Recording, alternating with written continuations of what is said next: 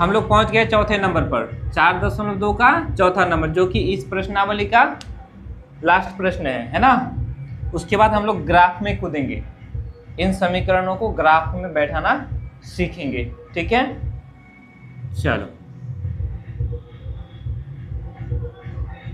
तो सबसे पहले क्या लिखेंगे, हल। अच्छा, प्रश्न को तो पढ़ना ही भूल गए। के का मान ज्ञात कीजिए। किसका मान ज्ञात करना है, के का, ठीक है।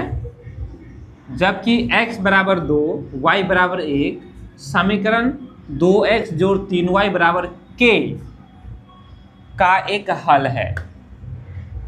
ये जो x बराबर 2 y बराबर 1 है, x 2 और y 1, ये जो है इस समीकरण का एक हल है, ठीक है।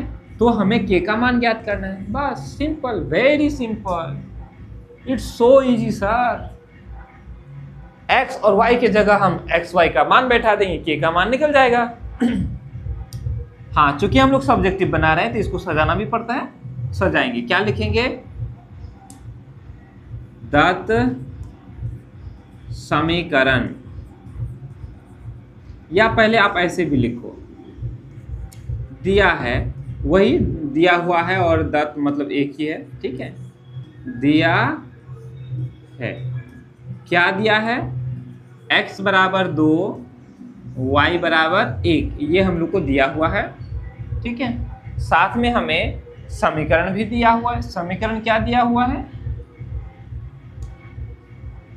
समीकरण है, हाँ, 2x जोड़ 3y, समीकरण है 2x जोड़ 3y बराबर k, यही दिया हुआ है।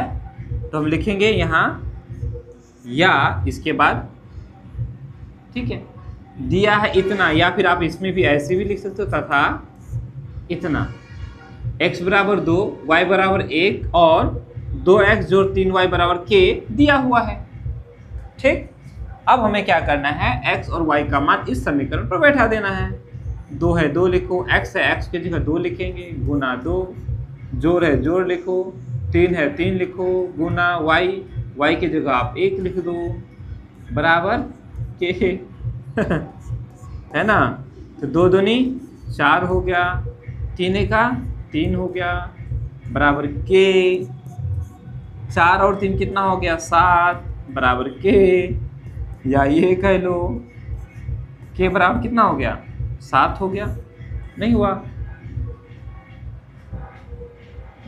के का मान निकालना था, वो खुद ही निकल गया के का मान, ठीक है।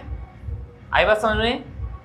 मतलब यदि ये समीकरण ऐसा है 2x जोड़ 3y बराबर 7, तो इस समीकरण का एक ठो हल निश्चित रूप से ये है, 2 और 1, ये जो है इस समीकरण का एक ठो हल है। वैसे तो इसके अपरिमित रूप से अनेक हल होंगे, इतने सारे हल होंगे जिन्हें हम सबके सबको ज्ञात नहीं कर सकते हैं, ठीक है। बस यहाँ आप उत्तर लिख दो, यही खोज रहा था, बस हो गया। चलो, इस तरह से हम लोगों ने 4.2 को कंप्लीट कर लिया है। अब हम लोग ग्राफ बनाना सीखेंगे, ठीक है।